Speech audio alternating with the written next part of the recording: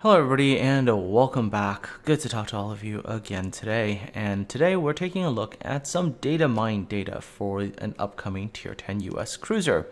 This is Puerto Rico, and if you look at her and you go, man, she looks a lot like a Montana, and at the same time she looks a lot like an Alaska. Well, she is, I guess, the version of Alaska that's been sort of supersized and sort of following, I guess, the same principles of design as supersized Iowa, which kind of was the Montana. I guess this design does kind of make sense, is the best way to put it.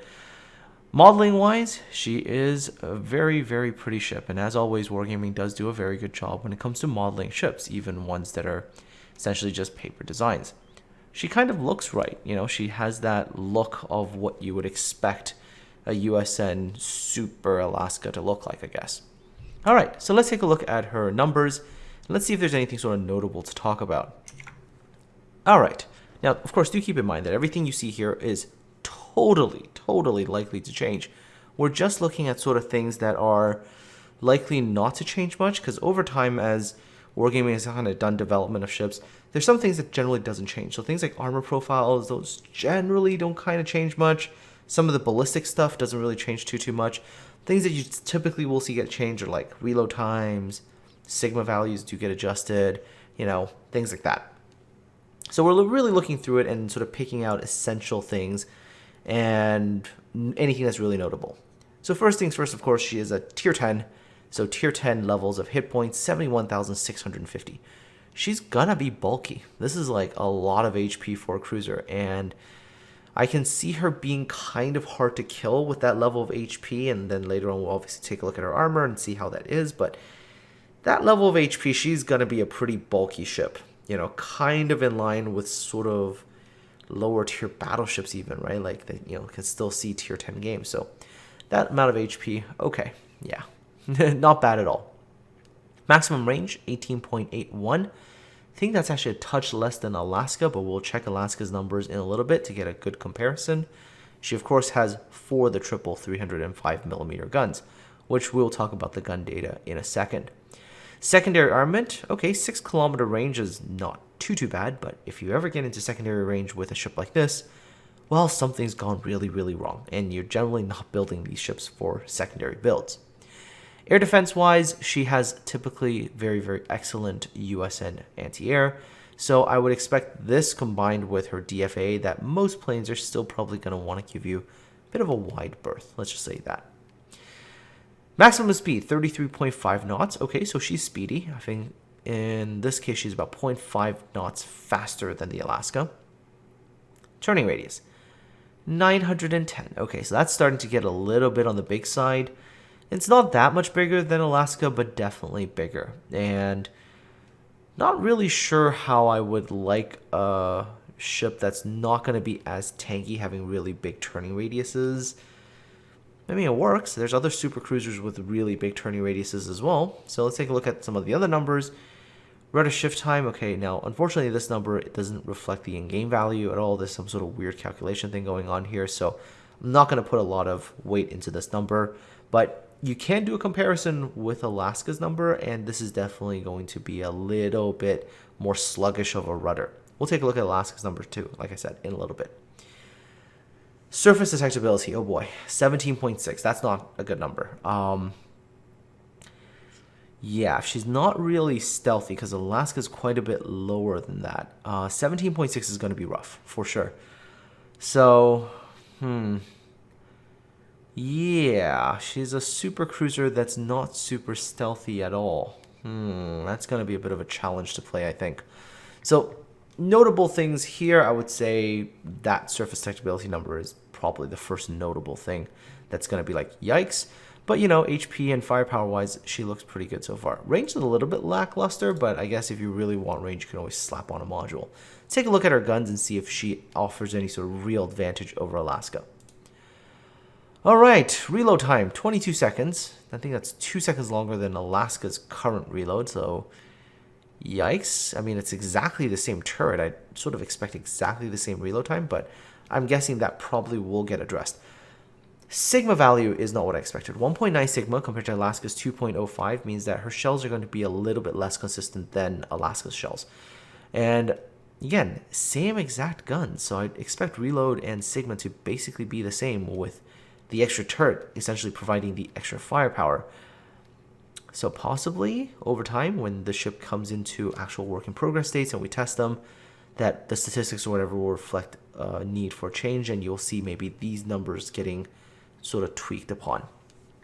Things that generally you won't see tweaked too much is these ballistics. Ballistics wise, these shells, both the HE and the AP, these have the exact same ballistics as Alaska. Projectile shell speed on the AP, 762, air drag 0.334. This is all exactly the same. So ballistically, she's going to handle exactly like Alaska. And I would also assume that because she's got Alaska shells, Alaska guns, she's going to have Alaska's auto bounce angles, which is nice. Alaska has really nice auto bounce angles, and you really have to use them. Penetration wise, the AP is not the best, so you really do have to target upper belt armor when you're a little bit further away.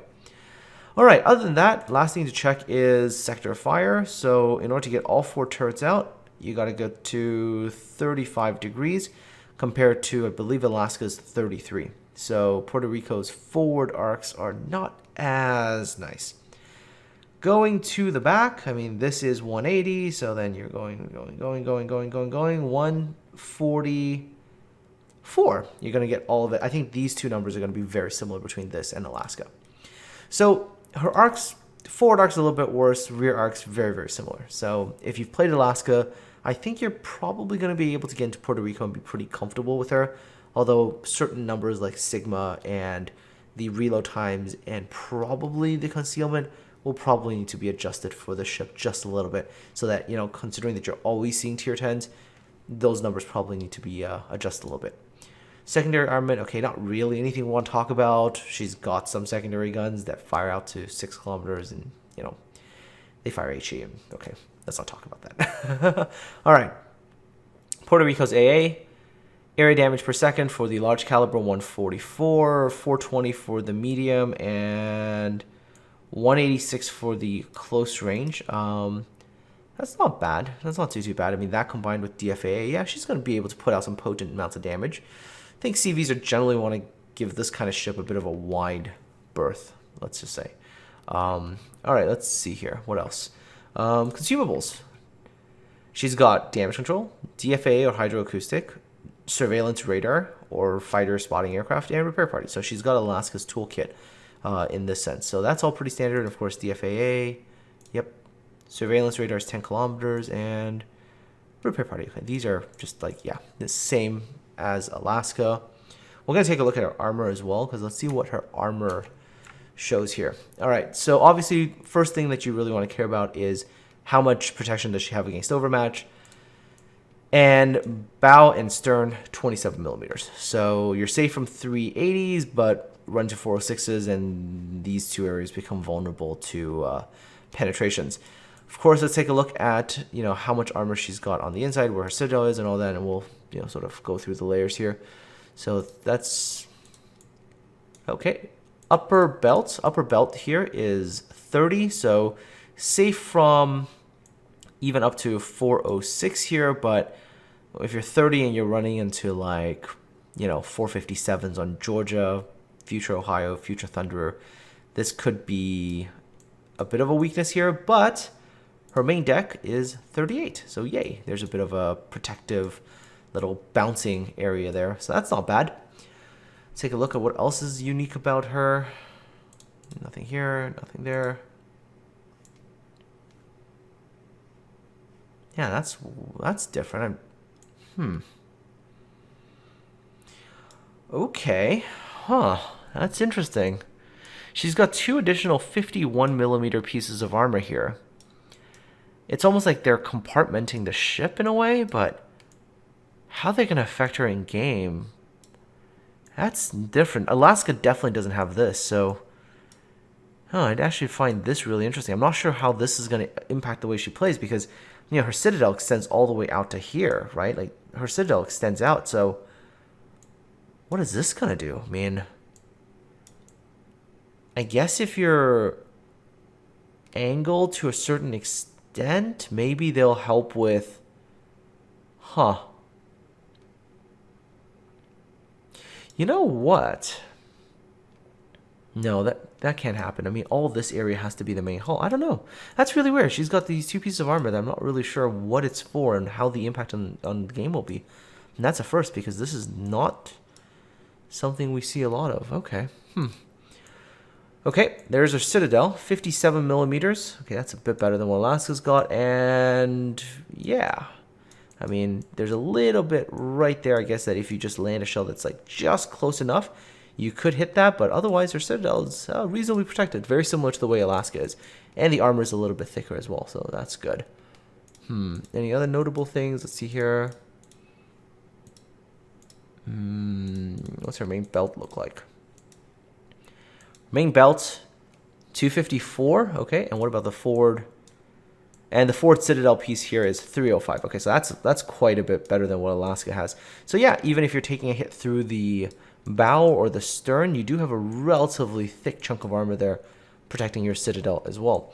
So Puerto Rico looks like she's going to be reasonably well armored. Of course, the bow and the stern are weaknesses and they can get hit pretty hard, but you know, you're probably just going to eat a bunch of penetration damage. Take a look at Alaska real quickly and see how she compares. Alaska, yeah, a little bit more range, but again, those are things that I think can be adjusted for. And Alaska is more agile, faster rudder, and quite a bit more concealed. So I think Puerto Rico and these kind of areas is probably going to see some adjustments, maybe. I mean, who knows? Maybe she'll just perform amazing. Yeah, see it, 20-second reload time, 2.05 sigma. Yeah, I think we're gonna see some kind of adjustment for Alaska. 33 degrees, so 2-degree improvement in the front there. Yeah, she can get all turrets out here, 142. So Alaska has a few nicer parts to her, shall we say, at least when it comes to, you know, her stealth and maneuverability and the way her guns are going to perform. But of course, Alaska, like I said, she doesn't have that weirdness with the armor on the inside. I don't remember ever seeing, yeah, you see Alaska doesn't have any of those divider areas. Now Alaska's armor, of course, in terms of the forward Citadel armor is actually quite a bit worse as well. Here's the main belt first of all. Main belt is only like 229. Puerto Rico's going to be like 250 something, so that's pretty good. And then let's take a look at the forward right there. That's the forward Citadel plate there. So if a shell overmatches the bow, it's got to try to penetrate that. 260, Puerto Rico is 305. So yeah, Puerto Rico is definitely, at least in the armor department, an improved version of the Alaska. You definitely see improvements there. Her guns, I guess, is probably going to need a little bit of work, and same with her concealment, and possibly the, you know, rudder shift and things like that, just to make her, I guess, play similar yet feel also a little bit bigger than Alaska. So, you know, maybe same turning radius, just a slightly better rudder, right? And concealment to be similar-ish. Hard to say exactly how that's going to play out. But all in all, yeah, I mean, Puerto Rico looks like she's going to be, you know, Alaska on slightly bits of steroids, I guess. She's going to be bigger, a little bit meaner, a little bit tougher nut to crack. Although I would hope to see, I guess, some changes to those guns. But again, do remember that this is totally data mine data, and once these ships actually make it into work in progress state, and we test them and we get statistics, then we're likely to see some adjustments being made, because none of these ships have ever come into our hands and then left without a single change. Ooh, actually, I better be careful saying that, because, you know, my memory's kind of going, and I'm sure there was a case like that sometime in the past.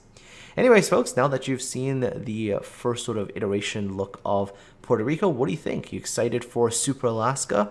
Or are there some things in here that are making you go, maybe not? Let me know your thoughts in the comment section below. Aside from all that, folks, take care of yourselves, have yourselves a really good one, and I'll talk to all of you again soon.